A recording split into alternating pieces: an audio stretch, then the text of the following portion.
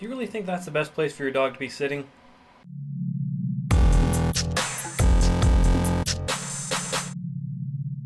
So there are a few dominant elements within an officer's job. Those elements are animal welfare, public safety, and driving. Today I kind of wanted to combine all three of those items into one. Okay, so you're driving around and you can't help but notice that the guy who's next to you has this little dog on his lap. And the first thought that goes through your mind is, oh, look, little dog. And then you think, wait a minute, that seems like kind of a stupid or dangerous idea. How are you controlling the vehicle right now with the dog jumping all around in your space?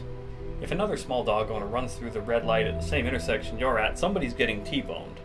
And what happens next? The airbag deploys and you get closer to Mr. Jingles than even the most experienced thoracic surgeon has ever thought was medically possible. Vehicle airbags deploy in 20 to 30 milliseconds. As smart as airbag systems have gotten in recent years, they still can't tell that there's a small animal on your lap. And that's just the medical and public safety elements. Injuring or killing somebody because you had Gizmo all up in your face is probably some kind of negligence. It's also worth mentioning that the Ontario SPCA Act says in its regulations, every animal must be transported in a manner that ensures its physical safety and general welfare. This is relatively broad language and it's difficult to ensure the safety of really anything in a serious collision.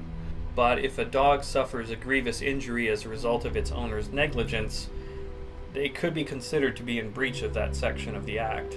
Ultimately, that's up for the courts to decide, but do you really want your name on a landmark decision involving animal cruelty?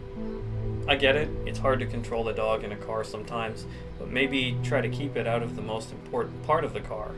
Maybe consider a pet restraint system of some sort.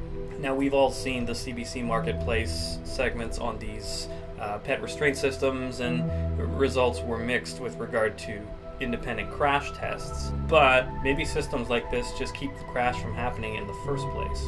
Maybe? Anyway, thanks for watching. If you like what you see here on our channel, consider hitting the subscribe button. We'll see you next time on Night Call.